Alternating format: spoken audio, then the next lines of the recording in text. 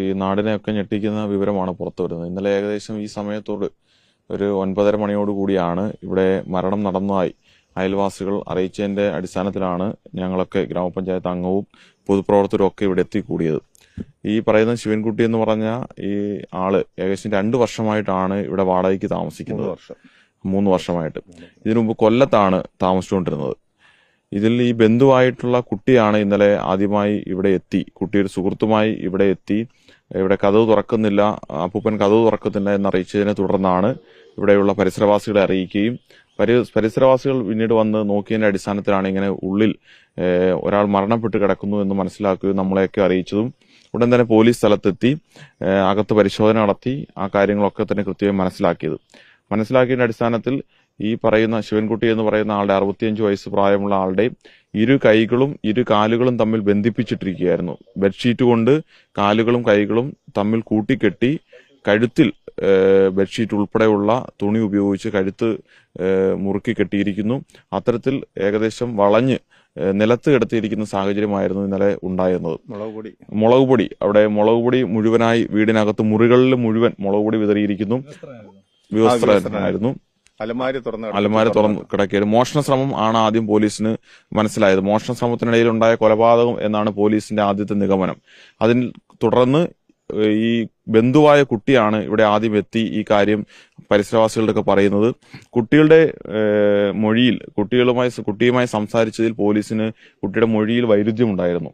അതിന്റെ അടിസ്ഥാനത്തിലാണ് പോലീസ് പിന്നീട് കുട്ടിയെ കേന്ദ്രീകരിച്ച് നടത്തിയ അന്വേഷണത്തിലാണ് ഇവർ കൊല്ലത്ത് പരവൂരിലുള്ള 2-3 കുട്ടികളുടെ സുഹൃത്തുക്കൾ ഇതിനകത്ത് കൃത്യമായി പങ്കാളികളാണ് എന്നുള്ളത് പോലീസിന് വൈകുന്നേരത്തോടുകൂടി മനസ്സിലാകുന്നതും അതിന്റെ അടിസ്ഥാനത്തിൽ പോലീസ് നടത്തിയ അന്വേഷണത്തിലും തെരച്ചിലുമാണ് ഈ 3 കുട്ടികളെ കൊല്ലത്തു നിന്നും അതോടൊപ്പം തന്നെ ഈ മരണപ്പെട്ട ശിവൻകുട്ടിയുടെ ബന്ധുവായിട്ടുള്ള 13 വയസ്സുകാരി കുട്ടിയും ഇതിനകത്ത് പങ്കാളിയാണ് എന്നുള്ള കാര്യം മനസ്സിലാവുന്നത്.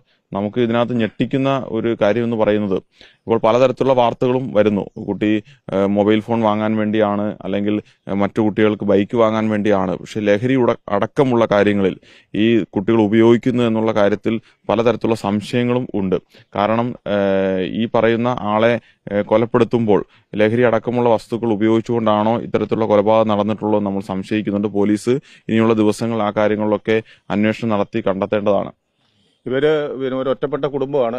ഞങ്ങളൊരു 15 വർഷമായിട്ട് ഈ വാർഡിലെ മെമ്പറായിരുന്നു. ഞാനും എന്റെ വൈഫായിരുന്നു. കഴിഞ്ഞ ടേണിൽ ഇപ്രാവശ്യമാണ് ഞാനായത്. 2015 മുതൽ ഈ ഭാഗത്ത് മെമ്പർമാർ ഞങ്ങളാണ്. ഞാൻ പല പ്രാവശ്യങ്ങളും ഇവിടെ പല ആവശ്യങ്ങളും ഗ്രാമസഭാ നോട്ടീസ് മറ്റുള്ള വിഷയങ്ങൾക്കൊക്കെ വന്നിട്ടുണ്ടെങ്കിൽ ഈ അടുത്ത സമയത്ത് അവരെ ആരെയും കണ്ടിട്ടില്ല, കതവ് തുറന്നിട്ടുമില്ല. കഴിഞ്ഞ ദിവസം ഇവിടുത്തെ വെള്ളം ഒഴുകുന്നൊരു വിഷയമായിട്ട് വന്നപ്പോഴാണ് ഒരു സ്ത്രീ വെളിയിൽ ഇറങ്ങി വരുന്നത്. അങ്ങനെയാണ് ഞാൻ ഇവിടുത്തെ ഒരാളിനെ കാണുന്നത് തന്നെ.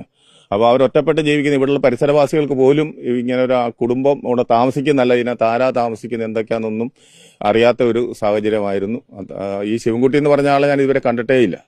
അതിനകത്തുള്ള ഒരു മകളായിരിക്കും. ഞാൻ കഴിഞ്ഞ ദിവസം ഇവിടെ ഈ വെള്ളപ്പൊക്കത്തിന് വെള്ളം ഒഴുകാതെ വന്നപ്പോഴാണ് കതവ് തുറന്ന് ഞാൻ കാര്യം പറഞ്ഞ് പൈപ്പ് ഞങ്ങൾ ഇടാം എന്ന് പറഞ്ഞ് കതവ് അടച്ചല്ല പിന്നീടുള്ള ഒരു കാര്യങ്ങൾ നമ്മൾ പരിസരവാസികൾക്കും അറിയത്തില്ല. തൊട്ടപ്പുറത്ത് താമസിക്കുന്ന ഇത് ആദ്യമായിട്ട് ഈ കതവ് തല്ലിപ്പൊടി ജോഷിലാൽ ഉൾപ്പെടെ അദ്ദേഹത്തിന് പോലും ഇവിടുത്തെ ബാക്ക്ഗ്രൗണ്ട് അറിയത്തില്ല.